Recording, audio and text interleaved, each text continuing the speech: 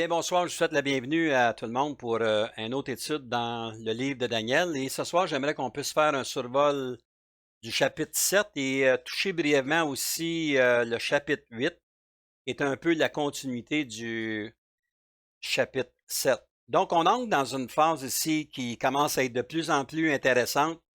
Et le chapitre 7, si vous me le permettez, c'est un chapitre qui va donner avec description la statue qu'on a vue dans Daniel au début, la statue de Nabuchodonosor, les différents royaumes. Vous vous en souvenez, on a parlé de l'or, de l'argent, du bronze, et puis tout ce qui en est découlé de cela. Ici, c'est un peu plus explicite et ça nous aide à comprendre le concept exactement ou ce que le Seigneur voulait montrer à Daniel. Donc, on vient de terminer le chapitre 6, puis on a vu une fin heureuse concernant la vie de Daniel dans une fosse au lion.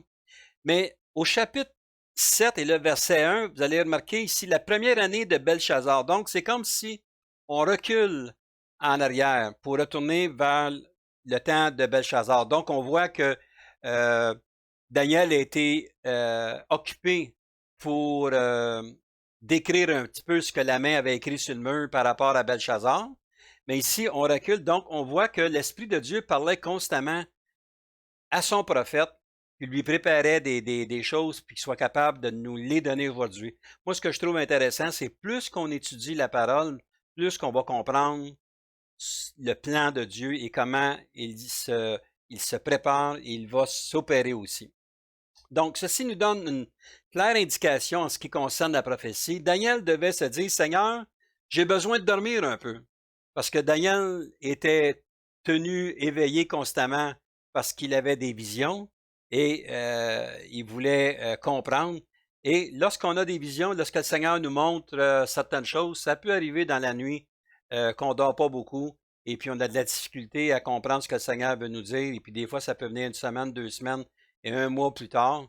Mais Dieu va nous révéler ce qu'il veut nous montrer. Je ne sais pas dire que tous les rêves viennent du Seigneur, mais ce que je veux dire dans le cas de Daniel ici, c'est qu'il s'est fait réveiller encore une fois pour rêver ou envisager qu'est-ce qui s'en venait. Donc, mais le Seigneur voulait encore révéler à Daniel, son serviteur, certains éclaircissements concernant le futur d'Israël. Je vais en parler beaucoup plus à la prochaine leçon, mais frères et sœurs, ce qui est important de comprendre, c'est que le livre de Daniel a été écrit pour les Juifs et le futur des Juifs.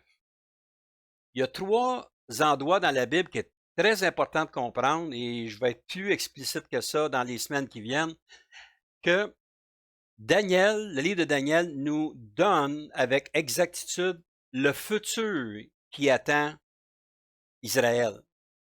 Donc, vous allez voir après le chapitre 12 qu'on va terminer ensemble, c'est pas tout qui a été dévoilé parce que au chapitre 12 et le verset 9, ici c'est le Seigneur qui parle, il répondit, va Daniel, car ces paroles seront tenues secrètes et scellées jusqu'au temps de la fin. Plusieurs seront purifiés, blanchis et épurés. Les méchants feront le mal et aucun des méchants ne comprendra, mais ceux qui auront de l'intelligence comprendront. Donc, le Seigneur, ce qu'il veut, c'est qu'à force de chercher dans sa parole de Dieu, qu'il nous donne cette connaissance-là, cette sagesse-là de bien discerner sa parole pour qu'on puisse comprendre. Donc, ce que je disais tantôt, la prochaine leçon, on va parler des 70 semaines, qui c'est quelque chose qui est très important. Je le sais que dans le monde entier, il y a beaucoup de gens qui, au moment où on se parle, qui ils disent qu'il n'y aura pas d'enlèvement, que l'enlèvement, ça n'existe pas.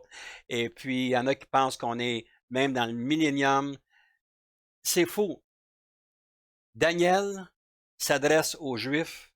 Matthieu 24, le chapitre au complet s'adresse aux Juifs. Et ça, dans une autre leçon, je vous viendrai là-dessus.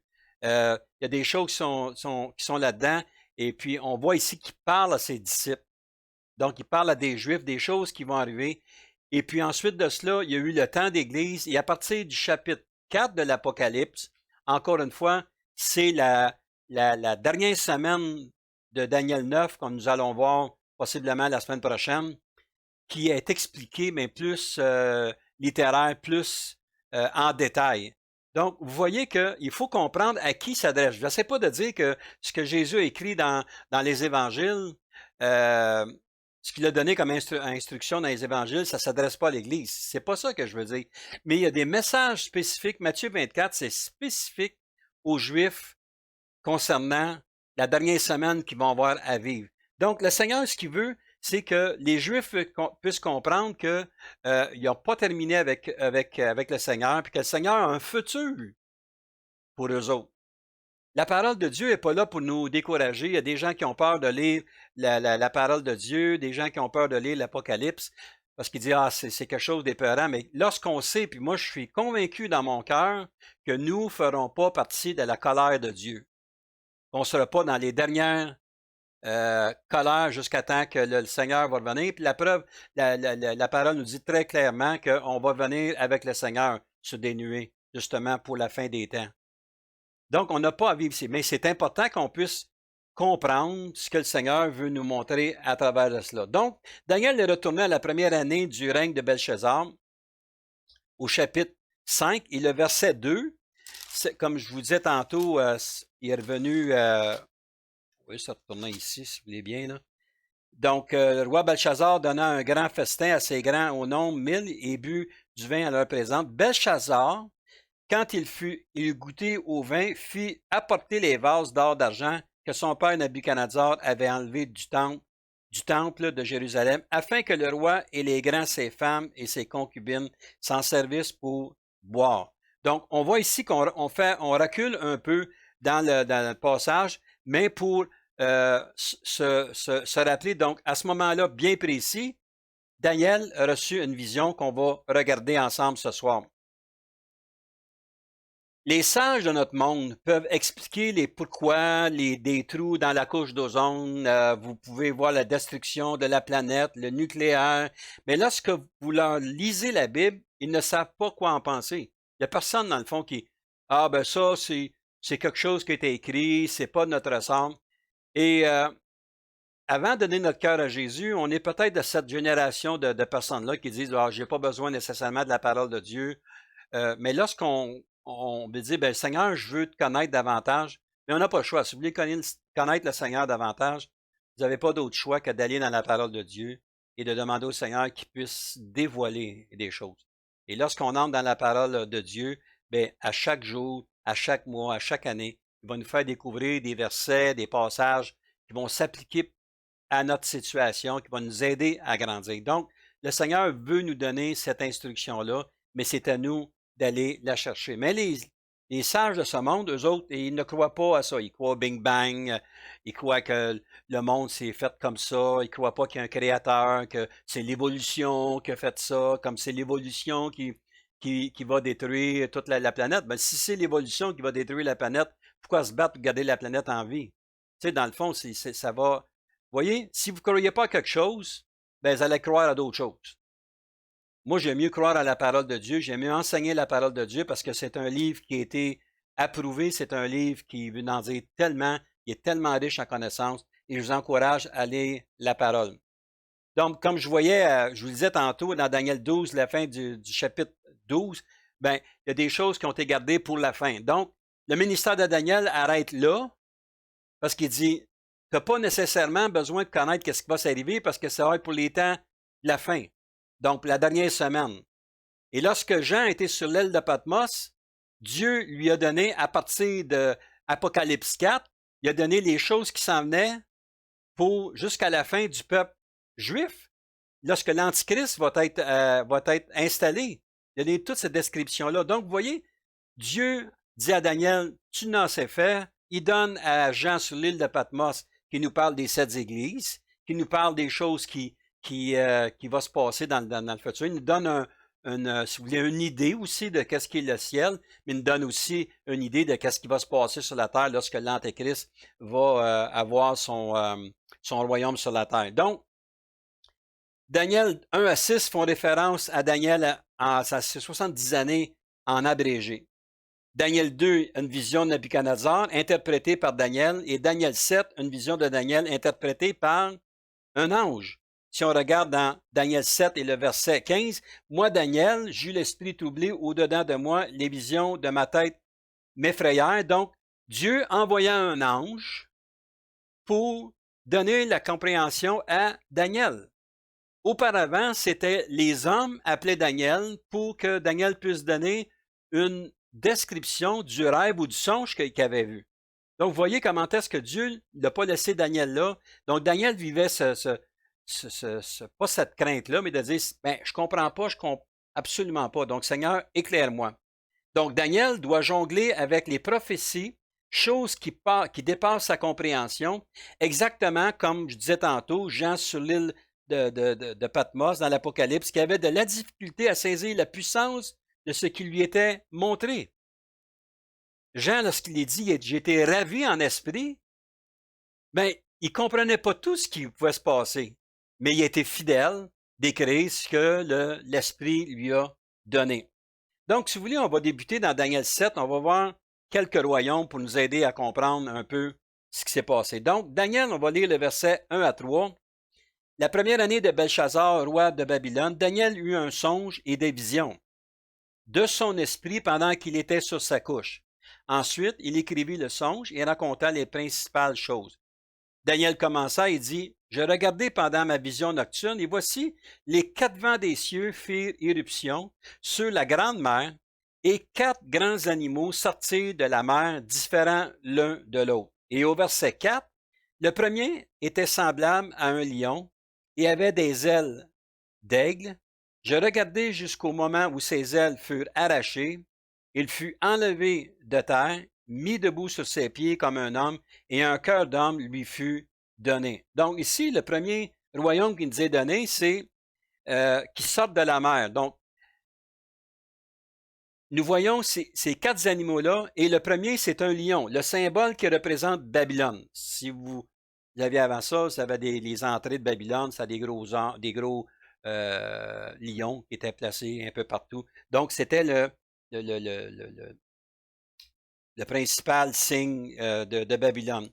Le lion, ben, c'est très puissant et c'est exactement ce qu'était le roi Nabuchodonosor. Fort et puissant, ne craignant personne. Et nous voyons ici que ses ailes furent coupées. Vous en souvenez lorsqu'on a vu au chapitre 4 de Daniel qu'il a perdu toutes ses ressources. Autant il était fort, autant sa puissance, ses ailes, comme ça nous dit ici, ils ont été coupées. Et il est venu comme les animaux. Puis après ça, quoi, un cœur d'homme lui est donné. Donc, il était capable, lui ci, de voir que Dieu, ce qu'il faisait, c'était qu'il voulait l'attirer vers lui. Donc, Nabuchodonosor fut déchu de son royaume pour un temps et de se comporter comme les animaux dans les champs. C'est exactement ce qui lui arriva et un cœur lui fut donné. Donc, tournez avec moi dans Daniel 4 et le verset 34 et 34 à 36. Après le temps marqué, moi, Nabuchodonosor, je levai les yeux vers le ciel et la raison me revint. J'ai béni le Très-Haut, j'ai loué et glorifié celui qui vit éternellement, celui dont la domination est une domination éternelle et dont le règne subsiste de génération en génération. Tous les habitants de la terre ne sont à ses yeux que néant. Il agit comme il lui plaît, avec l'armée des cieux et avec les habitants de la terre. Il n'y a personne qui résiste à sa main et qui lui dise « Que fais-tu? » Donc, voyez ceux qui disent « Ah, Dieu n'existe pas, moi, j'ai pas besoin de Dieu, Dieu, oui, non, c'est de la foutaise. » Faut regarder ici, il n'y a personne qui résiste à sa main et qui lui dise « Que fais-tu ici? » Verset 36, « À ce temps-là, la raison me revint, la gloire de mon royaume, ma magnificence et ma splendeur me furent rendues, mes conseillers et mes grands me redemandèrent, je fus rétabli dans mon royaume et ma puissance ne fit que s'accroître. » Donc, on voit ici au verset 37 qu'il reconnaît que Dieu est au-dessus de tout. Donc, c'est un peu ce qu'il nous faut comprendre à travers la parole de Dieu. Je lisais un petit commentaire ici. Quand il nous dit un terme, la raison me revint, 7 est un chiffre qui indique l'achèvement. Au bout de 7 saisons, la raison de Nabuchodonosor lui est donc revenue. Non seulement il a compris ce qui lui était arrivé, mais il a également reconnu la puissance, la grandeur et la souveraineté de Dieu, de Daniel, le Seigneur Dieu d'Israël. Donc, on voit comment est-ce que Dieu a fait croupir Nabuchodonosor et de lui révéler sa grande puissance. Et Nabuchodonosor a compris, lui, que Dieu, c'était l'être suprême. Donc, mais ça, Nabuchodonosor, à ce moment ici, c'est terminé. On va donc au prochain verset, dans Daniel 7 et le verset 5, qui nous dit, excusez-moi, et voici un second animal, il était semblable à un ours, il se tenait sur un côté, il avait 3 côtes dans la gueule, entre les dents, et on lui disait, lève-toi, mange beaucoup de chair. Donc ici, un ours, c'est le symbole de la Perse. La Perse, c'est l'ours. Un ours, c'est vicieux. Un ours, dans sa façon de faire, lorsqu'il attaque, ce n'est pas pour manger complètement sa victime, mais pour la détruire, ce qui explique les 3 côtes dans sa bouche. Les historiens disent que ces 3 côtes-là fut la conquête de l'Égypte, de Lydie et de Babylone. Et si on regarde la description ici, l'ours qui se dresse sur un côté représentait l'empire médo-perse, les Perses dominant les Médès, les 3 côtes qui tiennent dans sa gueule représentent probablement ses conquêtes Babylone, la Lydie et l'Égypte. Donc, lorsque lui est arrivé en puissance, si vous voulez, qui a pris le dessus, il a détruit Babylone, puis il a détruit 2 autres. Ce qui explique les 3 côtes qu'il avait dans la bouche. Donc, l'ours, c'est sa force, c'est de détruire, c'est de laisser la charogne, si vous voulez bien, d'un animal là qui n'est même pas tout bouffé, mais qui est tout déchiqueté. Et puis lui, il s'en va, puis fait son chemin, puis il s'en va ailleurs. Donc, c'est un peu ce qui est arrivé au 2e royaume. Dans ce royaume-là, présentement, on va voir qu'il va disparaître aussi. Au verset 6 de Daniel 7, ça nous parle, « Après cela, je regardai, et voici un autre était semblable à un léopard. Et avait sur le dos 4 ailes comme un oiseau. Cet animal avait 4 têtes, et la domination lui fut donnée. » Donc ici, ça nous parle de quoi? Ça nous parle de vitesse, ça nous parle d'agilité et sa grande soif pour le sang. La deuxième partie de la statue fut défaite par la graisse. Donc, on a vu la tête, on avait la deuxième partie, et là, le tronc, c'est la graisse qui est arrivée, puis c'est emparé de la deuxième pièce de la statue, si vous voulez bien, qui était orchestrée. Donc, on voit comment est-ce que Dieu sait exactement qu'est-ce qui s'en vient par rapport à cela. Et c'était qui? C'était Alexandre le Grand, un des plus grands stratèges en matière militaire. La description de cette bête nous démontre comment il était puissant. 4 ailes, 4 têtes, donc rien ne lui échappait. Ces têtes, ça fait référence à 4 généraux, et à sa mort, lorsque Alexandre le Grand est mort, ces 4 généraux se sont entretués, eux autres, se sont divisés pour prendre ce royaume-là. Donc, peu importe qui tu es et de la façon que tu es organisé, il y a une chose qu'il faut comprendre, tu as des limites, car à l'âge de 32 ans, Alexandre le Grand est décédé, brûlé complètement de tout ce qu'il avait fait. Il était déçu parce qu'il dit, j'ai plus rien à conquérir, tout m'appartient maintenant. Il est mort complètement détruit par son ambition. Donc, si on regarde ici un commentaire, le léopard, animal puissant et rapide, symbolise l'empire grec d'Alexandre le Grand et ses conquêtes rapides. Les 4 têtes sont 4 royaumes qui, à sa mort, émergent de son empire, qui fut divisé entre ses généraux. Lysimaque, qui prit la Tarse, vous avez Bithynie, Cassandre, qui prit la Grèce et la Macédoine, Séleucos, qui prit Babylone et la Syrie, et Ptolémée, qui prit la Palestine, l'Égypte et l'Arabie. Donc, vous voyez un petit peu le contexte, c'est que lui, ces 4 généraux-là, les 4 têtes que ça nous parle dans le chapitre verset 6 du chapitre 7, bon, c'est 4 empereurs qui étaient là, eux se sont divisés, puis ils se sont accaparés de ça là. Donc, on voit que comment tout s'orchestre pour arriver à la fin, lorsqu'il y a des pays qui vont s'unir ensemble, c'est que chacun va chercher sa part du gâteau à quelque part, et c'est exactement ce qui s'est passé dans la vie d'Alexandre le Grand. L'autre animal, c'est au verset 7. Après cela, je regardai pendant mes visions nocturnes, et voici, il y avait un quatrième animal, terrible, épouvantable et extraordinairement fort. Il avait des grandes dents de fer.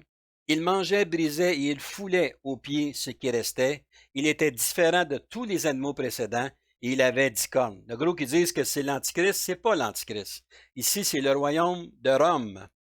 Un vrai monstre, dents de fer, notre quatrième royaume. Si vous regardez dans Matthieu 24 et le verset 1 à 2, ben, Matthieu 24 nous donne exactement ce qui va se passer. C'est pour ça que je vous dis que ça appartient aux Juifs, ce passage-là. Matthieu 24 et le verset 1 à 2. J'espère qu'un jour, je vais être capable de vous donner l'enseignement verset par verset. Ça va vous aider à comprendre plus. Comme Jésus s'en allait au sortir du temple, ses disciples, donc il parlait à qui? Il parlait à des Juifs. S'approchèrent pour lui en faire remarquer les constructions, mais il leur dit, voyez, vous tout cela, je vous le dis en vérité, il ne restera pas ici pierre sur pierre qui ne soit renversé.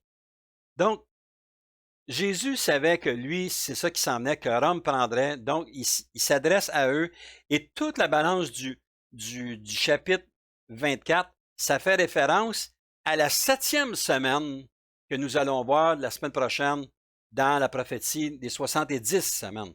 Des choses qui vont arriver dans un temps fâcheux comme la parole de Dieu nous dit. Donc, Rome, c'est pas compliqué, était axé sur le matérialisme, les possessions, l'argent, l'or et tout. Si vous allez à Rome, si vous vous promenez là, vous allez voir qu'est-ce qui arrive là-bas. Vous avez juste à regarder les églises romaines catholiques ici, les richesses qu'il y a dans ces églises-là, comment les gens investissent de l'argent. Peut-être un peu moins au Québec, on en voit, il y en a beaucoup qui ferment, mais moi, je peux vous dire que avoir visité l'Italie un peu et puis été en Allemagne, j'ai vu des cathédrales là-bas que l'oratoire Saint-Joseph n'a rien de comparable avec les belles bâtisses qu'il y a là-bas, remplies d'or. C'est réellement extraordinaire. Mais ça, c'est Rome.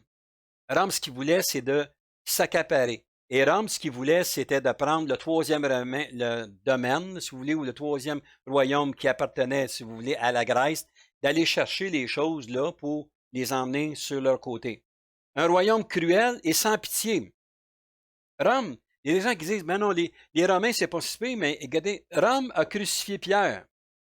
Rome a décapité Paul. Rome a envoyé Jean sur l'île de Patmos à moitié mort.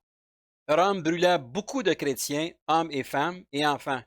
Et Rome crucifiait notre Sauveur Jésus. Donc, ça vous donne un petit peu ce qui s'est passé. Il y en a qui disent, ouais, mais il faut peut-être pas généraliser. C'est pas une question de généraliser, puis je fais pas, je ne pointe pas du doigt les gens qui sont dans cette religion-là. Ils ont besoin d'entendre parler du Seigneur. Mais juste pour vous dire comment est-ce que Rome prend de la place, et elle prend encore de la place beaucoup aujourd'hui, même si elle semble diminuer de sa puissance au Québec. Ben, je peux vous dire que vous allez en Italie, vous allez en Espagne, vous allez un peu partout. C'est réellement puissant ce qui se passe là-bas sur le côté romain. Même dernièrement, on était en France et puis c'est la même chose. C'est la suprématie totale. Rome, c'est la numéro 1. Et même dans mon temps, quand on était jeune, c'est loin de Rome, point de salut. C'est à ce point-là comment est-ce qu'il voulait s'accaparer de toutes ces choses-là. Donc, nous voyons aussi comment la détérioration dans les royaumes diminue de plus en plus la force qui faisait son cheval de bataille. Vous vous souvenez, lorsqu'on a regardé la statue, on voyait comment c'était l'or, l'argent, le bronze, le métal. Après ça, on va regarder ici un peu plus loin. La parole nous dit il y avait 10 cornes, dont les orteils, donc c'était les pieds de la statue. Ces 10 cornes-là, vous voyez, c'est les orteils de ça. 10 royaumes, et à venir jusqu'aujourd'hui, ces 10 royaumes ne sont pas encore nécessairement en place officiellement. Donc, Rome tient sa place. Rome tente de vouloir s'affilier avec les musulmans. Rome tente d'aller à droite et à gauche. Ils veulent être acceptés de tout le monde. Donc, on voit jusqu'à quel point ils mettent leurs tentacules pour ça. Donc, il y a ces 10 rois-là, un jour, qui vont s'unir pour justement s'unir à Rome pour envahir le pays. Donc, comme nous avons vu dans Daniel 2 et le verset 34, vous vous souvenez de cette pierre-là?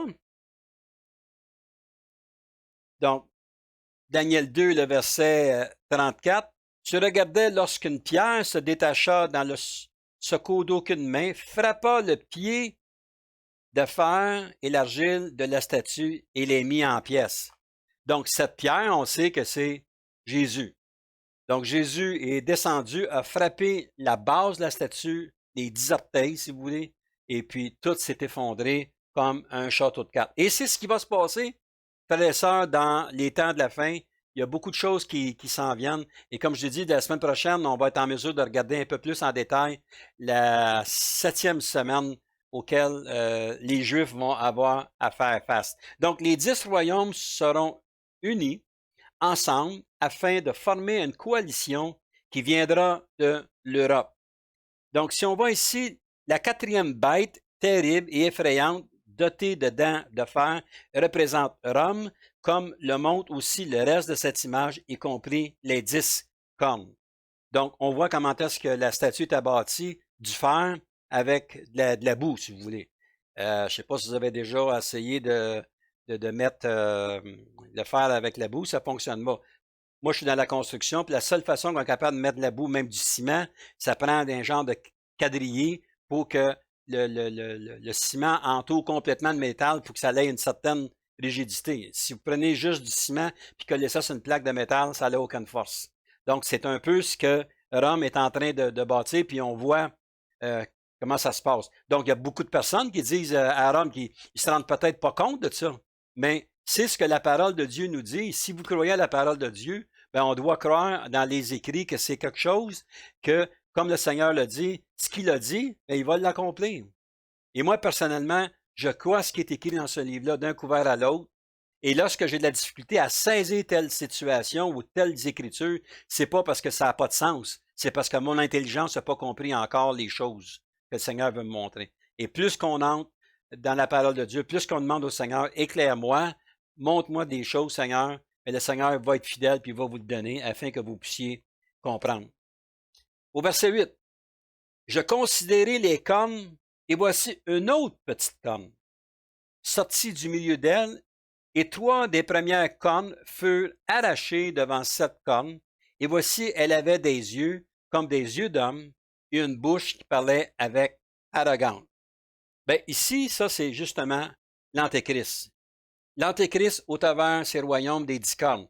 Donc, il y a une amalgame qui va se faire et l'Antéchrist va tout bousiller ces choses-là d'un bout à l'autre. On sait que le livre de l'Apocalypse nous parle de cette union même, comment il va être capable d'amener une paix à travers les Juifs et comment il va faire accroire toutes ces choses-là aux Juifs.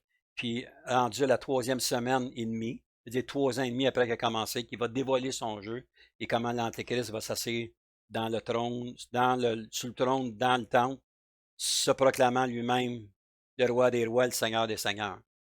Et là, on va voir cette pierre-là qui va venir toucher, frapper, détruire tout de A à Z. Donc, petite nous démontre comment l'Antéchrist aussi prend sa place. Un peu à la fois. L'Antéchrist n'arrive pas et ne bousculera pas tout à droite et à gauche. Si vous regardez dans 2 Thessaloniciens 2 et le verset 4.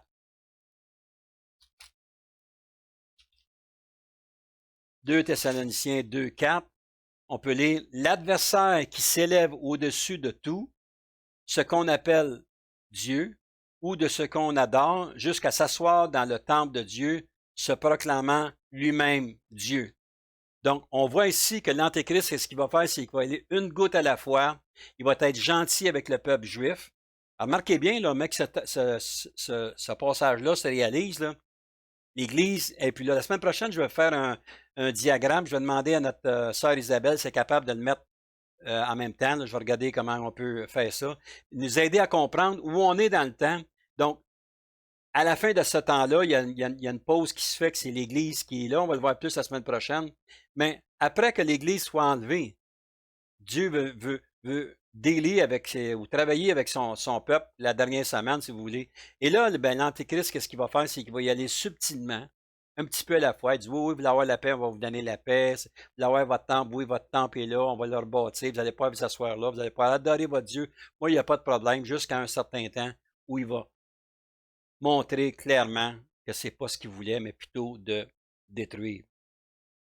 Donc, ces 10 royaumes seront réunis ensemble afin de former une coalition, comme j'ai dit, qui viendra de l'Europe. Je ne sais pas si je suis capable de trouver ici.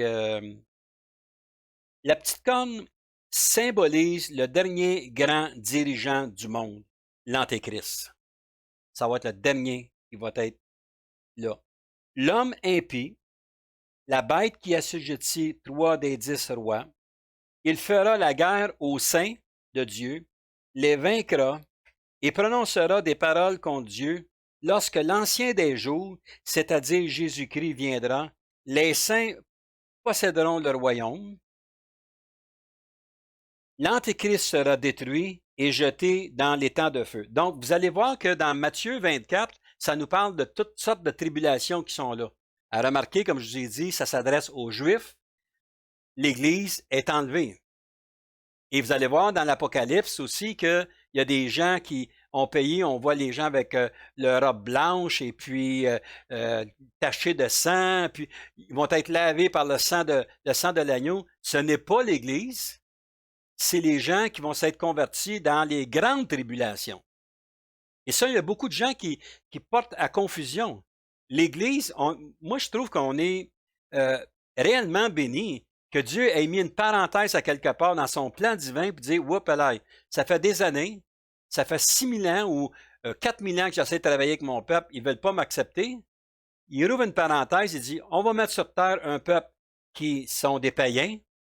Les gens vont donner leur cœur, les gens vont se convertir, comme on a vu avec Paul, puis on a vu tous les apôtres annoncer. Et dans un laps de 2000 ans et plus, ben, il y a ces gens-là qui vont dire, ah, ben oui, Seigneur, oui, on le reconnaît, nous, contrairement aux Juifs, pas qu'il y a des Juifs aujourd'hui qui l'acceptent, mais qui disent, ah, on accepte le Seigneur Jésus, et puis ils vont être enlevés avant que la colère arrive. Donc, c'est comme s'il y a une phase là, puis une phase qui est ici, et puis dans cette phase-là, il va y avoir un trou qui va se coller ensemble et la 7e semaine va commencer à avancer dans le temps. Donc, merci Seigneur pour ce temps de grâce que tu nous donnes, Seigneur. Merci pour ta fidélité, Seigneur. Merci d'avoir pensé à nous qui ne sommes pas juifs. Du tout, on n'a aucune espèce d'idée de qu'est-ce qu'un juif fait, qu'est-ce qu'il mange, comment ils vont fonctionner. Mais Dieu, dans son plan divin, a pensé à nous, à chacun de nous. Donc, c'est pour ça que c'est important de dire, ben Seigneur, je te remercie, oui, je t'accepte comme mon sauveur. Comme dimanche passé à l'église, on a une personne qui est venue au Seigneur, donc elle ne s'est pas jointe à une église, elle ne s'est pas jointe à une dénomination quelconque, elle a dit oui à son sauveur. Cette personne-là est sauvée pour l'éternité aujourd'hui. Et lorsque le temps des fins va arriver, elle aussi va pouvoir monter au ciel pour rejoindre son Seigneur. Il y a beaucoup d'ouvrages encore à faire. Ce n'est pas toute la terre qui est évangélisée. C'est pour ça que le Seigneur tarde sa venue, parce qu'il y a du monde encore qui vont accepter le Seigneur. Donc, en tout cas, c'est un petit commentaire que je voulais vous partager. Donc, dans notre société aujourd'hui, nous sommes entourés de gens qui semblent avoir réponse à tout, mais comme nous avons vu la dégradation du monde au travers de cette statue, nous verrons dans un temps qui est proche comment la vraie nature de ces gens-là sera dévoilée. Beaucoup refusent de lire ou étudier Daniel, l'Apocalypse par peur, mais beaucoup savoir ce qui s'en vient si nous ne sommes pas intéressés aux Écritures. Frères et sœurs, n'oubliez jamais que Dieu est en contrôle que nous avons rien à craindre. Une chose aussi, je l'ai annoncé, les orteils, les pieds qui sont sur la terre, donc sont sur la terre. Donc, c'est pas quelque chose qui va arriver dans le firmament, c'est quelque chose qui va arriver sur la terre à la fin. Donc, on voit comment est-ce que Dieu peut, par sa parole, imager sa parole, nous aider à comprendre, à accepter, de voir un petit peu comment lui, il veut agir avec tout cela. Donc, Le verset 9 à 10 de notre texte, Daniel 7, « Je regardai pendant que l'on plaçait des trônes, et l'ancien des jours s'assit, son vêtement était blanc, comme la neige, et les cheveux de sa tête étaient comme de la laine pure. Son trône était comme des flammes de feu, et les roues comme un feu ardent. Un fleuve de feu coulait et sortait de devant lui. 1000 milliers le servaient, et 10 000 millions se tenaient en sa présence. Les juges s'assirent, et les livres furent ouverts. » À partir de ce moment-là, c'est comme un écart de 2000 ans. Et si vous regardez dans l'Apocalypse au 20e chapitre et le verset 12, lisons à partir du verset 11. « Puis je vis un grand trône blanc, et celui qui était assis dessus, la terre et le ciel s'enfuirent devant sa face, et il ne fut plus trouvé de place pour eux. Et je vis les morts, les grands et les petits, qui se tenaient devant le trône. Des livres furent ouverts. Et un autre livre fut ouvert, celui qui est le livre de vie, et les morts furent jugés selon leurs œuvres, d'après ce qui était écrit dans ce livre. » Voyez que si on prend le temps de juste regarder cette portion-là, tu dis, oui, mais je comprends pas un peu qu'il parle d'animaux qui sont féroces, mais que c'est comme s'il nous enverrait un petit clin d'œil pendant deux versets, puis nous dire qu'il y a des choses, il y a 2000 ans passés entre cette section-là. Il y a plus que 2000 ans, parce que là, on est à 500 ans avant Jésus-Christ. Mais quand même, et ça nous montre la fenêtre qui est ouverte pour dire que le livre, c'est pas là qui va être ouvert, ça va être à la fin, lorsque l'Église va être enlevée, lorsque Jésus va avoir ramassé pris ses brebis qui se sont convertis dans le temps des grandes tribulations, et ensemble, on va monter. Et ceux qui n'ont pas accepté le Seigneur, les livres vont être ouverts, ça va être pour eux autres. Et c'est pas pour aller au ciel, c'est pour aller en enfer. Faut faire attention, le grand trône blanc, c'est pas pour ceux qui sont sauvés. Le grand trône blanc, c'est pour être jugé pour les refus que tu as faits pour t'être éloigné volontairement de la parole de Dieu. Donc, étudier la parole nous aide à comprendre qui réellement est Dieu. Dans l'Apocalypse 4, versets 1 à 5, lorsque Jean était sur l'île de Patmos, après cela, je regardai, verset 1 à 5, et voici une porte était ouverte dans le ciel. La première voix que j'avais entendue donne comme le son d'une trompette, et qui me parlait, dit, monte ici, et je te ferai voir ce qui doit arriver dans la suite. Dans la suite de quoi? Jean était là, donc Jean, il lui a été donné l'opportunité de voir ce qui était pour s'en venir. Donc, au verset 2, « Aussitôt je fus ravi en esprit, et voici, il y avait un trône dans le ciel, et sur ce trône, quelqu'un était assis. Celui qui était assis avait l'aspect d'une pierre de jade de sardoine, un trône était environné d'un arc-en-ciel, semblable à de l'émeraude. Autour du trône, je vis 80 trônes, et sur ces trônes, 24 vieillards, aussi revêtus de vêtements blancs, et sur leur tête des couronnes d'or. Du trône sortaient des éclairs, des voix, des tonnerres. Devant le trône brûlent 7 lampes ardentes qui sont les esprits de Dieu. » Donc, vous voyez que sur l'île de Patmos, quelqu'un qui était laissé là comme mort, qui est un juif, qui perdrait la vie plus tard, c'est certain. Mais comment Dieu a permis de dire, regarde, on va donner une lueur d'espoir, parce que Dieu savait très bien que la première garde d'apôtres était pour être tuée par Rome, qui prenait la pleine possession du territoire. Mais Dieu a dit, oups, pour ceux qui ne sont pas là, ça prend quelque chose pour nous encourager. Donc, on voit ici, monte ici, ça veut dire que sors de cette terre où ce que tu es lié, puis monte ici, puis regarde qu'est-ce qui se passe. Donc, nous qui sommes ici présentement, qu'on trouve les temps difficiles, ben il faut se tenir prêt parce qu'on ne sait pas, le Seigneur va venir nous chercher à n'importe quel moment. C'est à nous d'être prêts. Dans le psaume 90 et le verset 2, juste pour vous donner la grandeur de Dieu, avant les montagnes fussent nées et que tu eusses créé la terre et le monde. Donc, avant ça, d'éternité en éternité, tu es Dieu. Donc, avant même que tout ce qu'on voit devant nous, la beauté de la création de Dieu, avant même que tout cela était fait, ben Dieu était là de toute éternité. Donc, je ne comprends pas pourquoi les gens disent ah, Dieu, c'est une machination. Pourtant, c'est clair. Dans le psaume 97, le verset 3 à 4, le feu marche devant lui, il embrase alentour ses adversaires, ses éclairs illuminent le monde, la terre le voit et tremble. Les montagnes se fondent comme la cire devant l'Éternel, devant le Seigneur de toute la terre. Donc, un autre passage ici, même dans l'Exode 32. Tournons ensemble dans l'Exode 32, le verset 31 à 34. 31 à 34. Moïse retourna vers l'Éternel et dit, ah, ce peuple a commis un grand péché, ils se sont fait un Dieu d'or, pardonne maintenant leur péché, sinon efface-moi de ton livre que tu as écrit. Est-ce que notre nom est écrit la journée qu'on donne notre vie au Seigneur? Oui ou non? Moi, selon ce qui est écrit ici, non. Notre nom est écrit dans le livre de vie depuis toute éternité. Dieu veut pas que personne périsse. Ceux qui disent, ah, ben c'est sûr, toi, il t'a choisi, puis moi, il m'a pas choisi. Non, c'est faux. Son nom est écrit.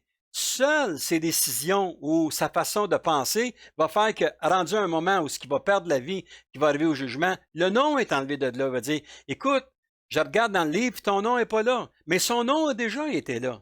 Donc, sinon, efface-moi de ton livre que tu as écrit. L'Éternel dit à Moïse, c'est celui qui a péché contre moi que j'effacerai de mon livre. Va donc conduire le peuple où je t'ai dit, voici mon ange marchera devant toi, mais au jour de ma vengeance, je les punirai de leurs péchés. Encore là, quelle belle phrase pour justement évangéliser quiconque sur cette terre. Pourquoi? Mais parce que le Seigneur veut qu'on puisse réaliser qu'il veut qu'on soit avec lui pour l'éternité, peu importe qui on est. Donc, dans Daniel 7, on tire à sa fin, donc Daniel 7, le verset 11 à 14. Je regardai alors à cause des paroles arrogantes que prononçait la corne, donc l'Antéchrist. Et tandis que je regardais, l'animal fut tué et son corps fut anéanti, livré au feu pour être brûlé. Les autres animaux furent dépouillés de leur puissance, mais une prolongation de vie leur fut accordée jusqu'à un certain temps. Au verset 13, ça nous dit, je regardais pendant mes visions nocturnes, et voici sur les nuées des cieux arriva quelqu'un de semblable à un fils de l'homme. C'est qui ça? C'est Jésus qui revient sur des nuées avec nous autres. Il s'avança vers l'ancien des jours, et on le fit approcher de lui. On lui donna la domination, la gloire et le règne, et tous les peuples, les nations et les hommes de toute langue le servirent. Sa domination est une domination éternelle qui ne passera point, et son règne ne sera jamais détruit. Donc, si vous regardez dans l'Apocalypse 11, ça fait référence exactement à la même chose. Pour ça, je vous dis que c'est comme si le terme de Daniel tire à sa fin ici. Ensuite de ça, il y a un laps de temps pour s'en aller jusqu'à la venue du Seigneur. On va le voir la semaine prochaine comment les dates sont précises là-dessus.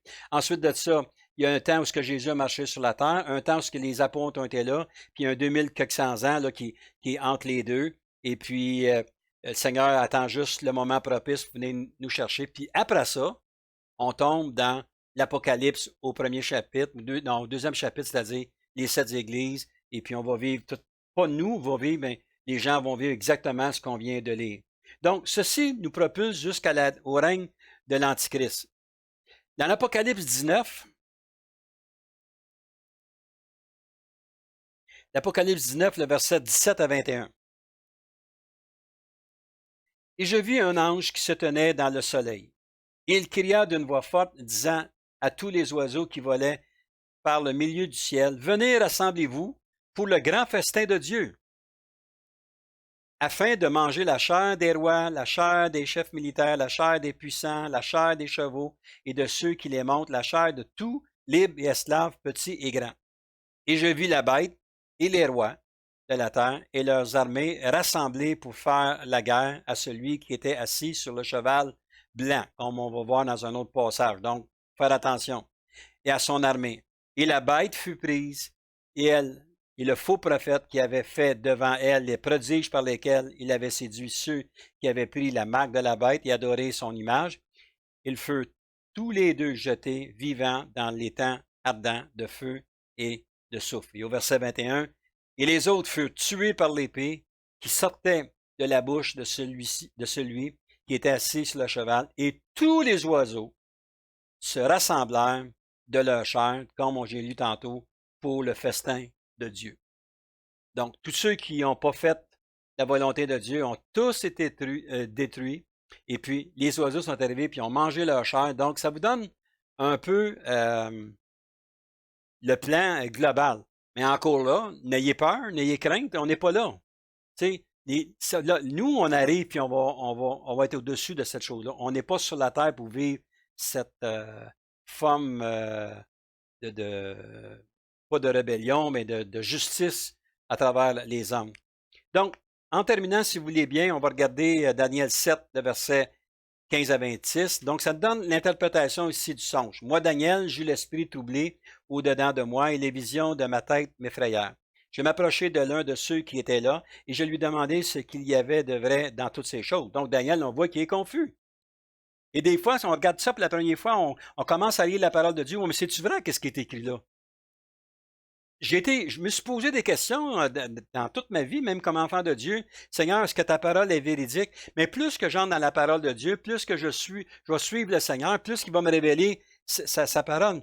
Donc, il m'en donna l'explication. Ces 4 grands animaux, ce sont 4 rois qui s'élèveront de la terre, mais les saints du Très-Haut recevront le royaume et ils posséderont le royaume éternellement, d'éternité en éternité. Encore là, c'est comme s'il ouvrait une parenthèse, de dire, faites-vous-en pas, vous êtes fidèles, vous êtes mes enfants, vous allez posséder le royaume. Ensuite, je désirais savoir la vérité sur le 4e animal qui était différent de tous les autres, extrêmement terrible, qui avait des dents de fer, des ongles, des reins, qui mangeait, brisait et foulait aux pieds ce qui restait.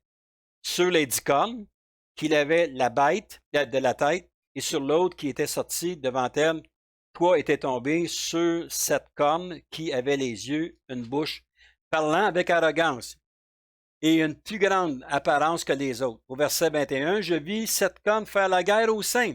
Faire la guerre aux saints, ici, ce sont les saints des tribulations, et non pas les saints qui sont sauvés à l'heure actuelle. Oui, ils vont être sauvés, ceux qui vont refuser la marque de la bête, ça c'est dans une autre étude, mais c'est ces saints-là que ça parle. Donc, il y a beaucoup de gens qui ont peur, disent, vous voyez, la parole nous dit, mais lisez le texte dans son contexte. Daniel, à ce moment-là, ne comprenait même pas ce qui était passé dans l'Apocalypse. Il ne savait pas, lui, ce qui était. Il était perturbé par rapport à tout ce qu'il recevait, puis c'est l'ange Gabriel qui est venu lui aider à comprendre cette parole-là. Donc, jusqu'au moment où l'Ancien des jours vint donner droit aux saints du Très-Haut, et le temps arriva où les saints furent en possession du royaume. Il me parla ainsi, le 4e animal, c'est un 4e royaume qui existera sur la terre, différent de tous les royaumes et qui dévorera toute la terre, la foulera et la brisera. Les 10 cornes, ce sont 10 rois, donc comme on parle de Rome, qui s'élèveront de son royaume. Un autre s'élèvera après eux, il sera différent des premiers. Il abaissera 3 rois, donc il va emmener la guerre avec 3 rois qui sont là. Il opprimera les saints du Très-Haut et il espéra changer les temps et la loi. Et les saints seront livrés entre ses mains pendant un temps, donc, et des temps et la moitié d'un temps. Donc, 1 an, 3 ans, ça fait 3 ans et demi, moitié d'un temps. Puis viendra le jugement et on lui ôtera sa domination, qui sera détruite et anéantie pour jamais. Donc, vous voyez ici que Dieu a un plan qui est parfait. N'ayez pas peur en lisant ou en entendant ces paroles. Si vous m'entendez aujourd'hui, la seule chose que vous devez comprendre, c'est est-ce que vous êtes un enfant de Dieu? C'est la première chose. Est-ce que vous voulez accepter Jésus comme sauveur de votre vie? Si oui, ben, faites seulement prier, dites Seigneur, viens vivre dans mon cœur. Seigneur, je veux t'accepter. On peut simplement dire, je ne veux pas vivre ce que ces gens-là veulent vivre, je veux vivre avec toi pour l'éternité. Et après ça, mais trouvez quelqu'un qui peut vous aider. Vous pouvez nous contacter par notre site web s'il y a quelque chose, peu importe la ville ou ce que vous êtes, on va vous référer à une église. Et si jamais ça vous intéresse, on est à l'église à tous les dimanches, à l'église de Varennes. Et puis on amène la parole, puis on a des prédications aussi sur ce semaine. Donc, sentez-vous libre par rapport à ça et que le Seigneur vous bénisse, il vous accompagne. Et la prochaine leçon sera sur les 70 semaines de la prophétie du livre de Daniel au 9e chapitre. Amen. Dieu vous bénisse.